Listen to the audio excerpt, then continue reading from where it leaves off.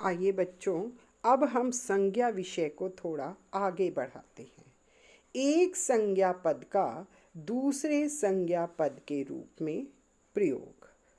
कभी कभी जातिवाचक और व्यक्तिवाचक संज्ञा पद एक दूसरे के स्थान पर प्रयोग किए जाते हैं, अर्थात व्यक्तिवाचक का प्रयोग जातिवाचक के रूप में और जातिवाचक का प्रयोग व्यक्तिवाचक के रूप में किया जाता है। आइए विस्तार से पढ़ते हैं।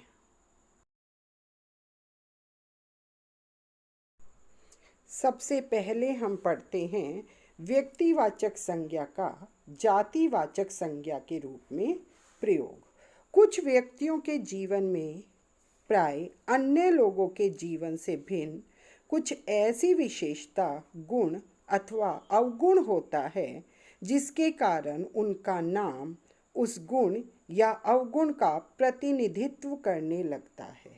ऐसी स्थिति में वह नाम व्यक्ति विशेष का नाम होकर भी जातिवाचक शब्द बन जाता है। जैसे विभीषणों से सावधान रहो। नंबर 2, विभीषण रावण का भाई था। पहले वाक्य में विभीषणों से सावधान रहो, इसमें विभीषण गद्दार के भाव के रूप में प्रयोग हुआ है और दूसरे भाग में विभीषण एक व्यक्ति के रूप में प्रयोग हुआ है। इसी तरह भारत को सीता सावित्री का देश कहा जाता है। सीता सावित्री मतलब पवित्रता का, विभीषण का अर्थ है विश्वासघाती। दूसरा रूप देखिए, जातिवाचक संज्ञा का व्यक्तिवाचक संज्ञा के रूप में प्रयोग। कभी कभी कुछ जातिवाचक शब्द किसी विशेष व्यक्ति या विशेष स्थान के अर्थ में रूढ़ हो जाते हैं, तब ये जाति का बोध न कराकर एक व्यक्ति या स्थान विशेष का बोध कराते हैं। उस स्थिति में जातिवाचक संज्ञा व्यक्तिवाचक संज्ञा के रूप में प्रयोग की जाती है। जैसे पंडित जी हमारे देश के प्रथम प्रधानमंत्री थे। इसमें पंडित जी शब्द जातिवाचक संज्ञा है, लेकिन यहाँ पर पंडित जी का अर्थ है पंडित जवाहरलाल नेहरू।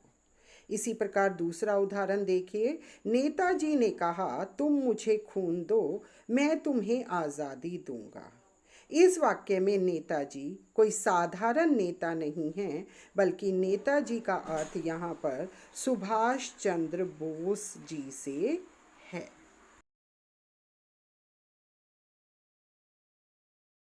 आइए अब हम देखते हैं भाववाचक संज्ञा शब्दों का जातिवाचक संज्ञा के रूप में प्रयोग।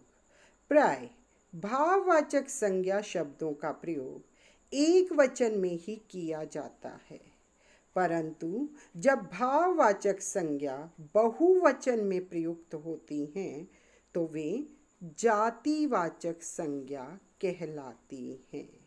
यानी भाववाचक संज्ञाओं का बहुवचन रूप जातिवाचक संज्ञा बन जाता है।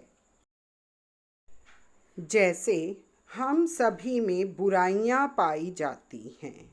यहाँ पर बुराइयां शब्द बहुवचन में प्रयोग किया गया है, इसलिए ये जातिवाचक संज्ञा बन गया। ऊंचाइयों पर चढ़ने के लिए मेहनत करो।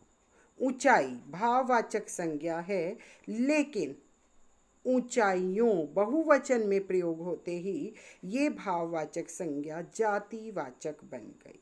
इसी प्रकार दूरियों से अपनापन कम नहीं होता।